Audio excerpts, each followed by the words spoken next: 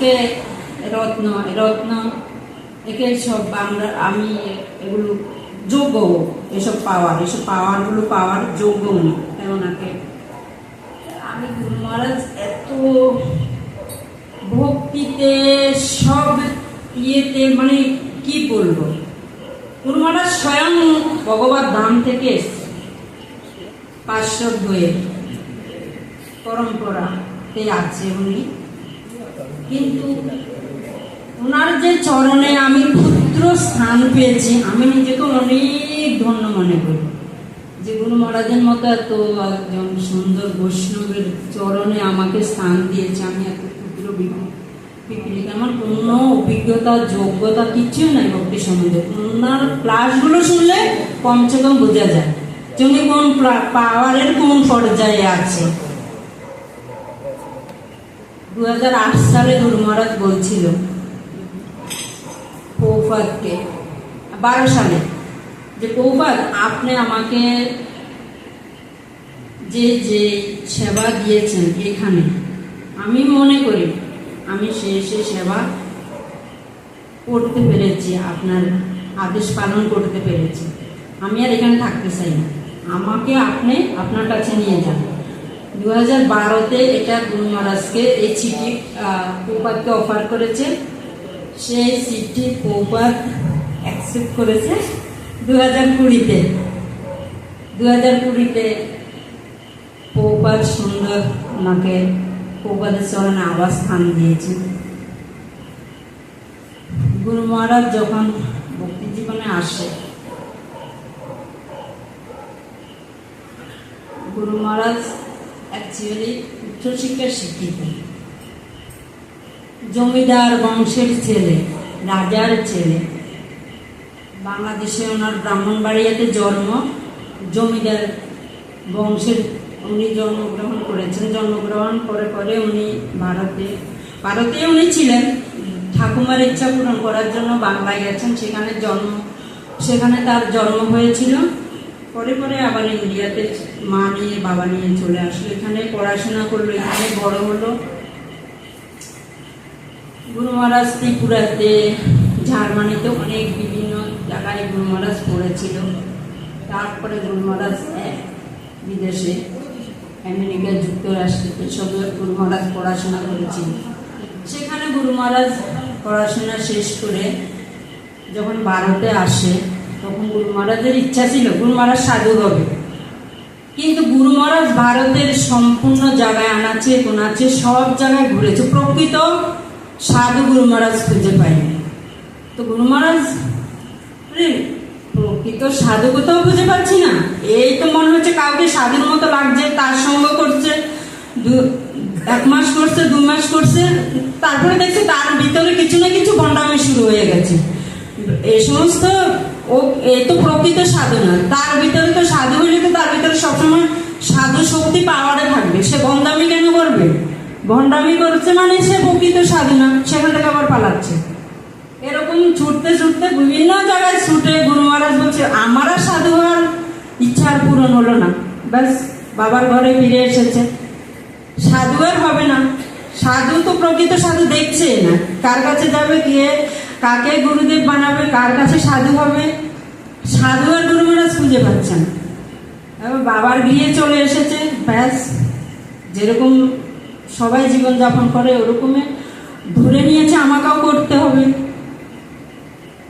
কিছুদিন পরে ওনার একই সঙ্গে পড়তো, ছোটবেলার বন্ধু চলে এসছে ঘরে, দেখে সে ভালো সাধু হয়ে গেছে। বলছি কি রে, তুই দেখি চুল দাড়ি, মাথার চুল নেই, মাথা নেড়া, সব কিছু ধুতি পাঞ্জাবি তিলক মালা ইত্যাদি ইত্যাদি, তুই কি সত্যি কি তুই সাধু হয়ে গেছিস নাকি? আরে তুই, আমি যে দেখছি এগুলো কি তুই সত্যি পালন করছিস নাকি? বলছে হ্যাঁ। গুরু মহারাজ বলছে আমার বিশ্বাস হয় না, তুই এরকম সাধু হয়ে গেছিস। বলছে তুই আমার সঙ্গে চল। গুরু মহারাজকে উনি বিভিন্ন সঙ্গতে নিয়ে যেতে পেত। গুরু মহারাজের আরেকজন ভক্ত সর্বভাবনা প্রভু, উনি গুরু মহারাজ বলছে তোর মন খারাপ, ওকে ঠিক আছে চল, কলকাতা মন্দির আছে, নিয়ে চলে যাই। তো কলকাতা মন্দিরে গুরু মহারাজকে নিয়ে চলে গেছে। গুরু মহারাজ সেখানে মন্দির দেখে দর্শন করুন না, ভালোই লেগেছে। ইসকনে আসলে যেরকম প্রকৃতপক্ষে এক নজর তাকাইলে সবাই ভালো লেগে যায়, গুরু মহারাজের ওরকম। ইসকনে একবার আমেরিকাতে একটুখানি সঙ্গ করছিল, কি তারা প্রচার করতে গেছে, পত্রিকা বিক্রি করছে, তা গুরু মহারাজ ওদের লগে মানে কথা বলছে, ওরাও কথা বলছে, গুরু মহারাজও কথা বলছে, মানে ভক্তি নিয়ে এক ধরনের তকলের মতো। গুরু মহারাজ একটা সময় মনে করছে যে সমস্ত কথা তো আমরাই বলে যাচ্ছি, ওরা তো আর সেরকম কিছু বলছে না, তো ঠিক আছে ওদের লোকে অত তর্ক করে কি হবে। ওদের থেকে একটা পত্রিকা কিনে গুরু মহারাজের ঘরে চলে এসছে, ওইটুকুই ইসকনের সঙ্গ করছে আমেরিকায়, আর করেনি। কলকাতাতে যখন ইসকন মন্দিরে গেছে সত্যি ভালোই লেগেছে, বন্ধু নিয়ে গেছে, তো বন্ধু বলছে তোকে আরো একটা জিনিস দেবো, কি দিবে, নিয়ে চলে গেছে কাউন্টারে গীতা কিনবে। কাউন্টার বন্ধ হয়ে গেছে, গীতা আর পাইনি, একটা ভক্তির অসমৃদ্ধ সিন্ধু কিনে দিয়েছে, তো গুরু মহারাজ ওটা নিয়ে ঘরে চলে এসছে। পড়তেছিল, পড়তে পড়তে পড়তে পড়তে গুরু মহারাজের খুব ভালো লেগেছে। আর হঠাৎ একটা সময় মনে হয়েছে যে এতদিন এটাই আমি খুঁজেছিলাম, এই যে আমি এখন যে যে জিনিসগুলো পাচ্ছি এই বই পড়ে, এতদিন আমি এইটাই খুঁজেছিলাম। পড়তে পড়তে পড়তে পড়তে কখনো একটু ঘুম চলে এসছে, ঘুমিয়ে পড়ছে। তো ঘুমিয়ে পড়তে মানে এই স্বপ্নে দেখে শিল প্রভুপাদকে এরকম ব্যাসাসনে, তা বলছে আমি তো প্রভুপাদকে কোনোদিন দেখিয়ে নেই, তো প্রভুপাদকে আমি ব্যাসাসনে স্বপ্নে দেখেছি, ওনাকে আমি স্বপ্নে দেখেছি, উনি আমাকে বাস্তবে দেখতে হবে। এবার বাস্তবে দেখার জন্য ছুটছে, কোথায় যাবে, মায়াপুর চলে আসছে। মায়াপুরে এসে দেখে এখানে প্রকৃতপক্ষে সাধুরা কি করছে, মাথায় চুল নেই, তিলক পড়ছে, জপমালা গলায় রয়েছে, সাদা পোশাক, যারা গেরুয়া পোশাক, মন্দিরের যেরকম পরিবেশ, ওটাও ওনার ভালো লেগেছে। রয়েছে রাত্রে, পরের দিন সকালে গিয়ে নিজে নিজে, কেউ বলেনি, নিজে নিজেই চুল দাঁড়ে সব পরিষ্কার করে, মাথা টাথা নেড়া করে সাদা ধুতি টুতি কিনে পরে নিয়েছে, থাকছে মন্দিরে। ছিল জগতারা স্বামী গুরু মহারাজ। আমাদের যেরকম কীর্তনের পরে প্রেম ধ্বনি শুরু হয় না, ধ্বনি শুরু হয়ে গেছে, গুরু মহারাজের ধ্বনি প্রণাম করছে, ধ্বনি আর শেষ হচ্ছে না। আমরা যেরকম এখন আমাদের অভ্যাস হয়ে গেছে, ওকে কখন শেষ হবে জানি, জয় শিল প্রভুপাদ কি জয় বলে শেষ হবে আমরা জানি, আমরা তখন উঠে পড়ি। আর গুরু মহারাজ কখন শেষ হবে কখন শেষ হবে বলেই যাচ্ছে, শেষ আর হচ্ছে না। এই ধ্বনি কখন শেষ হবে, মানে প্রথমবার শুনছি তো, এই ধ্বনি কখন শেষ হবে, এত লম্বা কেন। এবার শেষ হলো, এবার জগদাদা মহারাজ ওনার সঙ্গে গিয়ে কথা বলল, তা গুরু মহারাজের কথা বললো, উনিও কথা বললো, একটা ফর্ম দিল গুরু মহারাজকে যে আপনি এই ফর্মটা ফিল আপ করেন। গুরু মহারাজ ফর্মটা ফিল আপ করেছে, জগতাদা স্বামী মহারাজের কাছে থাকলো, ফর্মটা নিয়ে গেছে। গুরু মহারাজকে বলেছে যে হ্যাঁ তুমি ইসকনে জয়েন করো, তুমি ইসকনে থাকো, এই প্রথমে এই সেবাগুলো যেগুলো বললে আমরা মন্দিরে আর যাবোই না। প্রথমে তোমাকে করতে হবে, বাসন পরিষ্কার করতে হবে, ব্রহ্মচারীদের টয়লেট পরিষ্কার করতে হবে, প্রথমে এই সমস্ত সেবা দিয়েছে। ওকে ঠিক আছে, ভক্তি যখন করবো, সাধু যখন হবো, দেখি না কি আছে এর মধ্যে রয়েছে। গুরু মহারাজ করছে, করতে করতে সেখান থেকে একটু উঁচু জায়গায় নিচে কি নিচে, তোমাকে এখন রান্নাঘরে সেবা করতে হবে। রান্নাঘরের সেবা কি, রান্নার সব জিনিস তৈরি করে দেয়া, ধুয়ে দেয়া, মেজে দেয়া, বসে দেয়া। একটা সময় গুরু মহারাজকে বলেছে যে এখন রান্না হবে, তখন তো আর গ্যাস ছিল না, কাঠ ভুসি এগুলিতে রান্না হইতো, কাঠে ভুসিতে রান্না হবে, এখানে কিছু ভুসি নিয়ে চলে আসো, রান্না হবে। ভুসিগুলো আনতেছে, কত ভুসি লাগবে কোনো আইডিয়া নাই, কেউ বলেও দিচ্ছে না, আনতে আনতে আনতে আনতে ভুসির টাল বানাই দিছে। তো যে রান্না করবে সে এসে বলছে তোমাকে এই ভুসি আনতে বললো কে, আর আমার ইনচার্জ, তোমার ইনচার্জকে, ইনচার্জকে ডাকলো, ইনচার্জ এসে দেখলো এইটাই করলো, তো তুমি এইটাই করলো, বকাবকি শুরু করে দিছে, বুদ্ধি নাই, এ নাই সে নাই। অত অত উচ্চশিক্ষায় শিক্ষিত গুরু মহারাজ পাইলট অব্দি ছিল, সেই তাকে বলে তোমার কোনো বুদ্ধি টুদ্ধি নেই, তুমি কি করছো, এগুলো আবার সরাও, আবার সরাইতেছে ওদের অনুমতিতে। এরকম করে গুরু মহারাজ সেবা করছে। আর শুধু গুরু মহারাজ না, সবাই ইসকনে যত গুরু মহারাজরা আছে সবাই এইভাবে সেবা করে ওনারা বড় হয়েছে। জয় জগন্নাথ বলরাম সুভদ্রা মহারাজ, সেইভাবে বড় হয়েছে। একটা সময় গুরু মহারাজের বাবার চিঠি গেছে যে তোমার যত ভাইয়ের বিয়ে, আর হচ্ছে গিয়ে এই ভক্তদের সঙ্গে এরকম একটু জাস্ট মনোমালিন্য ছিল যে আমাকে এরকম করে ভুসি নিয়ে আসতে বললো, ভুসি এনেছি, আবার বুকে দিল, সরাইতে বললো, সরাইলাম। আবার কখনো চাল নিয়ে আসতে বলে, ডাল নিয়ে আসতে বলে, কতটা আনবো বুঝি না, বেশি আনি কম আনি, বকা খাই, এইসব একটু মনে কষ্ট ছিল। বাবা চিঠিও পাইলে ঘরে চলে এলো, যাই কয়দিন থেকে আসি। আর তো গেছে বিয়েতে, বিয়েতে তো মেতে আছে, বিয়েতে গেছে, কয়দিন দেরি হয়ে গেছে আসতে। জগতাকা স্বামী গুরু মহারাজ কলকাতা মন্দিরে গেছে, গিয়ে বলেছে বক্তিচারী মহারাজের বাড়িতে যাবো, মানে তখন তো বক্তিচারী মহারাজ হয়নি, আর তার বাড়িতে যাবো। তো গুরু মহারাজ, জগতাকা মহারাজ গুরু মহারাজের বাড়ি চলে গেছে, গিয়ে দেখে গুরু মহারাজ নেই, তার বন্ধুর বাড়িতে কোথায়, বাবা বলছে তো বন্ধুর বাড়িতে গেছে, আসলে আমি বলবো। কি বলবেন? আমার নাম অমুক, আমি অমুক জায়গায় আছি, তাকে দেখা করতে বলবেন। বাবা গুরু মহারাজ ঘরে আসতেই বাবা বললো যে এরকম জগতাকা মহারাজ নামে এসছে, তোমাকে মন্দিরে দেখা করতে বলছে। রাত্রে তো ঘরে ঢুকেছে, গুরু মহারাজ শুনেই ছটফট শুরু করছে যে কখন সকাল হবে তার সঙ্গে দেখা করতে যাবে। সকাল হইতে যেরকম মঙ্গল আরতি হয় ইস্কনে, 4:30টায় মঙ্গল আরতিতে চলে গেছে, গিয়ে মঙ্গল আরতি হলো, জগতাম মহারাজের সঙ্গে দেখা হলো। মহারাজকে জিজ্ঞেস, মহারাজকে বললো, মহারাজ আপনি আমার অ্যাড্রেস কোথায় পাইলেন? তো গুরু মহারাজ কেন, তুমি না ওই ফর্ম ফিল আপ করলে?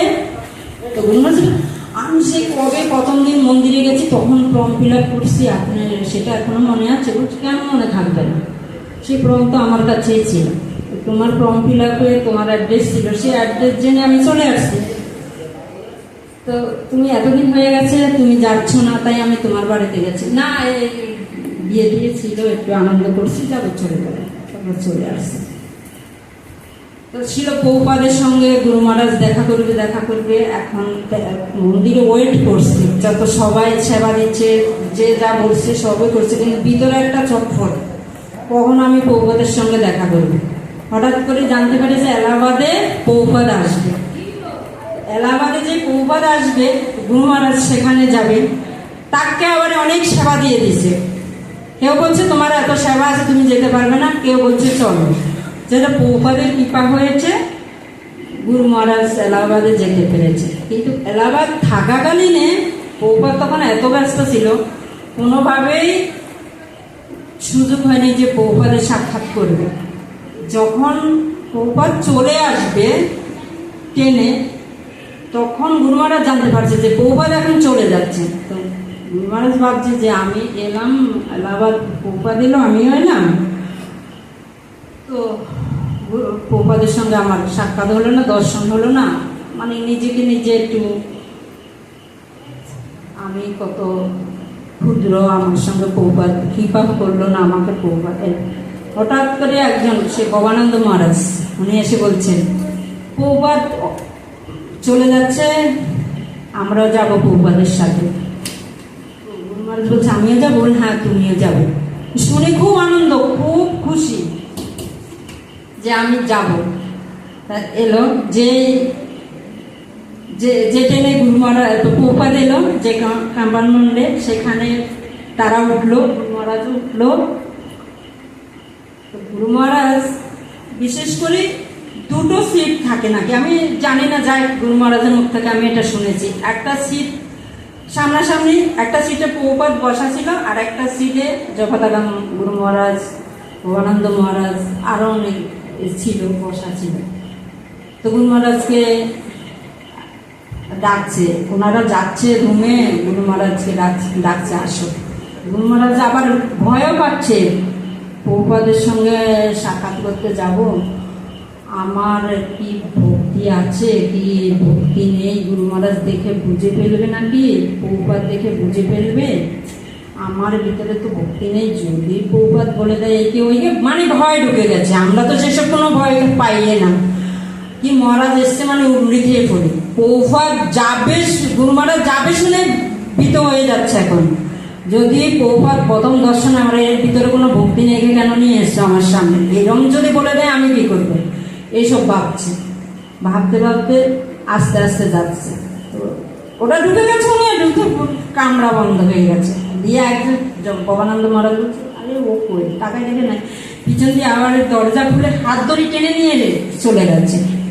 তুমি আসছো না কেন? ওরা বুঝতে পেরেছে গুরু মহারাজের মনের ভাব। গুরু মহারাজ ঢুকতে প্রভুপাদ গুরু মহারাজের দিকে তাকায় আছে, আর গুরু মহারাজ তো শটাং শুয়ে পড়েছে। বলছে, এতদিন থেকে ইস্কনে এসে যা যা আমি শিখেছি সবকিছু আমি শুয়ে প্রণামের মধ্যে বলতেছি। আর গুরু মহারাজ মানে প্রভাত মুসকে মুসকে হাসছে। যা যা পেরেছে সব শিখেছে, সব বলা হয়ে গেছে, এবার উঠেছে। প্রভাত বলছে, এখানে বসো। প্রভাতের পাশে বসতে বলছে। প্রভাতের পাশে গুরু মহারাজ বসছে না, ভয়ে বলছে, আমি তো তোমাকে বসতে বলেছি, বসছে না। তো পাশে যারা ছিল ওনারা বলছে, বসতে বলেছে। তো গুরু মহারাজ তো একটা আসনে বসে থাকে না, সেই আসনটাকে সরিয়ে দিয়ে সাইডে বসেছে। তুমি কি করো? এইসব বলবে, কিছু করি না, ইস্কনে জয়েন হয়েছি। প্রথম দর্শনেই তাকে প্রশ্ন শুরু করলো, কিছু কিছু প্রশ্নের উত্তর অলরেডি গুরু মহারাজ দিয়ে দিল। তারপরে প্রভুপাদ বলল যে, এরকম আমি ইংলিশে গীতা ভাগবতম আমি ইংলিশে লিখেছি, তুমি এটাকে বাংলায় অনুবাদ করতে হবে। তো প্রভুপাদ গুরু মহারাজ বলল, ঠিক আছে প্রভুপাদ, আপনার যদি কৃপা হয়, আপনার সহযোগিতা পাইলে আমি চেষ্টা করব। ওই প্রথম দর্শনে কৃপা, কত বড় কৃপা। তারপরে চলে আসলো মায়াপুরে। তো গুরু মহারাজকে কিছু কিছু প্রথমে বাংলা, প্রভুপাদ কিছু বাংলা চিঠি দিয়ে দিল, সেগুলোর উত্তর গুরু মহারাজ সুন্দর করে দিয়ে দিল। আবার কিছু হিন্দি দিল, গুরু মহারাজ সুন্দর। গুরু মহারাজ একদিন ক্লাসে বলেছে, আমি বাংলায় জন্মগ্রহণ করেছি, বাংলা আমার ভাষা, হিন্দি বলতে আমি ভয় পাই। হিন্দি আমার ভাষা নয়, যেহেতু হিন্দি বলতে আমি ভয় পাই, আর হিন্দি বলতে গিয়ে আমার কি ভুল হয় কি সঠিক হয়, এটাতে আমি সবসময় ভীত থাকি। অথচ গুরু মহারাজ হিন্দিতে যে চিঠি দিয়েছে সবগুলোর উত্তর দিয়ে দিয়েছে। তারপরে ইংলিশে, তারপরে শুরু করছি গীতার অনুবাদ করা, ইংলিশে যে গীতাগুলো, হ্যাঁ বাংলার যে সব। তা প্রভুপাদ গুরু মহারাজ বলেছে, প্রভুপাদের থাকাকালীনে প্রভুপাদের এই যে আমাকে দেয়া সেবাটা আমি পূরণ করতে পারছি, এই জন্য আমি নিজেকে ধন্য মনে করি যে আমার ভুল ত্রুটি গুরু মহারাজ সংশোধন করতে পারবে, উনি থাকতে আমি এটা করতে পারছি। যেরকম প্রভুপাদ প্রথম দেখায় গুরু মহারাজকে চিনে নিয়েছে যে গুরু মহারাজ কি, সেই রকম একজন রত্ন, সেরকম একজন মণি, মানে কি বলেন ভক্তির শিরোমণি চরণ আশ্রমের ক্ষেত্র গ্রহণ করতে পেরেছি, এতে আমি জীবনকে অনেক ধন্যবাদ করি। আর প্রভুপাদ কেরম ছিল, প্রভুপাদেরও এক বন্ধু। প্রভুপাদ জন্ম থেকেই ভক্ত। প্রভুপাদের বাবা গৌরমোহন দে, মা রজনী দেবী, জন্ম থেকে ওনাকে মা বাবা ওনারাও কৃষ্ণ ভক্ত, ছেলেকেও কৃষ্ণ ভক্ত করে গড়ে তুলেছে। একবার প্রভুপাদের টাইফয়েড জ্বর হয়েছিল, ডাক্তার বলেছিল যে এর এক অঙ্গ চলে যাবে, চোখ চলে যাবে, যাক বিভিন্ন সময়। তখনকার টাইফয়েড জ্বরের কোনো চিকিৎসা ছিল না, এখন নিয়েই নিত, এখন চিকিৎসা হয়তো এসে গেছে। তা মা ভয় পেয়ে গেছে, বলেছে ওর এরকম না, ওকে এরকম চিকেন চুপ টুপ কিছু যাই হোক খাওয়াইতে হবে। তা মা রাজি ছিল, যেহেতু ছেলে একটাই ছেলে, 3 মেয়ের পরে এক ছেলে। তো মা বলছে আমার ছেলেকে বাঁচাইতে হবে, আমি ডাক্তার কথা শুনবো। মা যেহেতু যাই হোক বিভিন্ন জায়গা থেকে কোনোভাবে কালেক্ট করি নিয়ে আসছে, প্রভুপাদকে খাওয়াবে। কিন্তু প্রভুপাদকে যখন খাওয়াইতে নিবে, প্রভুপাদের বাবা দিচ্ছিল না, যে আমার ছেলে কৃষ্ণ ভক্ত, আমার ছেলেকে এসব কাজ করা যাবে না। মা বলছে আমার ছেলেকে বাঁচাইতে হবে, আমার ছেলেকে বাঁচাইতে গেলে আমি এসব খাওয়াইতে হবে।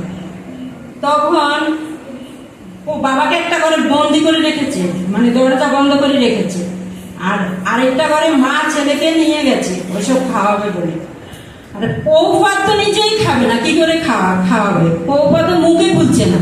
মা যত চেষ্টা করেছে প্রভুপাদের মুখ খুলেনি, বরং একটা সময় গন্ধে প্রভুপাদ বমি করতে শুরু করছে আর কান্না করতে শুরু করছে। বাবা আর ঘরে থাকতে পারলো না, আর দরজা পিটাপিটি করলো, দরজা কোনো রকমে বেরিয়ে এসে ওই ঘরে চলে গেল, যে ঘরে ছেলে, সেই ঘরে গিয়ে মাকে বলেছে তুমি আমার ছেলেকে খাওয়াইতে পারবে না, এসব আমার ছেলে মুখে নিবে না, এসব আমার ছেলেকে আমার কাছে দাও, আমার ছেলেকে আমার কাছে দাও। মার কোলে থেকে ছেলেকে টেনে নিয়ে চলে আসছে, এনে ভগবানের সামনে শোয়াই দিছে।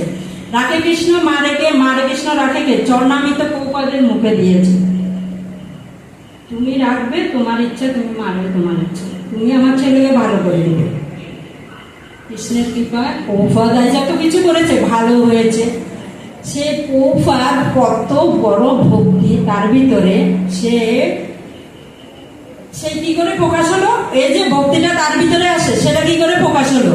ভক্তি সিদ্ধান্ত সরস্বতী ঠাকুর কলকাতার একটা জায়গায় ক্লাস দিচ্ছিল, সেখানে প্রভুপাদের একটা বন্ধু বলেছে আজকে অমুক জায়গায় স্বামীজি আসবে, স্বামীজিকে নিয়ে চলো, স্বামীজিকে দেখতে যাবো চলো। প্রভুপাদ বলছে না যাবো না, কত স্বামীজির কাছে গেছি, দরকার নেই, যাবো না। তো বন্ধু বলছে নিয়ে চল না, যাই চল, একটুখানি থাকবো, না ভালো লাগলে চলে আসবো। তা বললো দি ঠিক আছে চল। তো এরকম ভক্তি সিদ্ধান্ত সরস্বতী ঠাকুর বসে একটা জায়গায় একটা শাসনে বসে ক্লাস দিচ্ছে, আর গেট দিয়ে প্রভুপাদ আর তার বন্ধু ঢুকছে, আর ভক্তি সিদ্ধান্ত সরস্বতী ঠাকুর এক নজর দেখছে প্রভুপাদ ঢুকছে, এক নজর শুধু দেখছে। তো বসেছে সবাই এরকম যেন বসে আছেন, এরকম এসে প্রভুপাদও বসেছিল, ওনার ক্লাস দিতেছে, প্রশ্নের উত্তর চলছে, সব ক্লাস শেষ, প্রশ্নের উত্তর শেষ। তখন ভক্তি সিদ্ধান্ত সরস্বতী ঠাকুর বলছে যে তোমাদের মতো ছেলেরা পারে পাশ্চাত্য দেশে গিয়ে হরিনাম প্রচার করতে, কৃষ্ণ ভক্তি প্রচার করতে। তো প্রভুপাদ বলছে কাকে বলছে, কাকে বলছে? বলছে তোমাকে বলছি, তোমাকে। প্রভুপাদকে বলেছে, যে প্রভুপাদ বলেছে আমাকে বলেছে, আমাকে বলেছে আমাদের মতো ছেলেরা পারি কৃষ্ণ ভক্ত ভক্তি প্রচার করতে পাশ্চাত্য দেশে গিয়ে ইংলিশে। আমাকে বলছে এই যে মাথায় ঢুকেছে এটা আর বের করতে পারছে না, এইটাকে 11 বছর মাথার মধ্যে নিয়ে ঘুরছে। 11 বছর পরে এসছে গুরুদেবের চরণে, যে গুরুদেব আমাকে আপনার চরণে আশ্রয় দেন, আমি আপনার থেকে দীক্ষা গ্রহণ করবো। বলে ঠিক আছে তোমাকে আমি চরণে গ্রহণ করলাম, তোমাকে আমি দীক্ষা দেবো। তারপরে চলে গেছে। তার 11 বছর পরে আবার এসে বলছে গুরু মহারাজ আমাকে দীক্ষা দেন। গুরু মহারাজ দীক্ষা দিল। এরকম প্রভুপাদের 11 লীলা, সব লীলা। 11 বছরের গুরুর আদেশ পেল, সে গুরুর আদেশ গ্রহণ করলো। তার 11 বছর পরে, তার 11 বছর পরে দীক্ষা গ্রহণ করলো, তার 11 বছর পর, এরকম 11 লীলা প্রভুপাদের। তাইলে প্রভুপাদকে ভক্তি সিদ্ধান্ত সরস্বতী ঠাকুর এক নজরে দেখতে পেরেছে, এর ভিতরে ভক্তি আছে, এ পারবে পাশ্চাত্য দেশে গিয়ে হরিনাম প্রচার করতে, কি সারা বিশ্বে হরিনামের জোয়ার প্লাবন বসিয়ে দিতে, দিয়েও দিছে। আর ছিল সেই গুরু মহারাজ, প্রভুপাদ গুরু মহারাজকে এক নজরে দেখে বলেছে যে এই পারবে সবকিছু করতে, ঠিক পেরেছ। আর সেই গুরু মহারাজ গুরুদেবের কৃপা কিরকম পেয়েছে, গুরুদেব মানে বলে শেষ করা যাবে না, আরো অনেক কথা আছে, আমি এখন আর বলবো না, আর কে বলবে। ঠিক আছে, হরে কৃষ্ণ। জয় শ্রী গুরু মহারাজ কি জয়, জয় শ্রী প্রভুপাদ কি জয়। গুরুদেব অপরাধ ক্ষমা করে দিয়ে।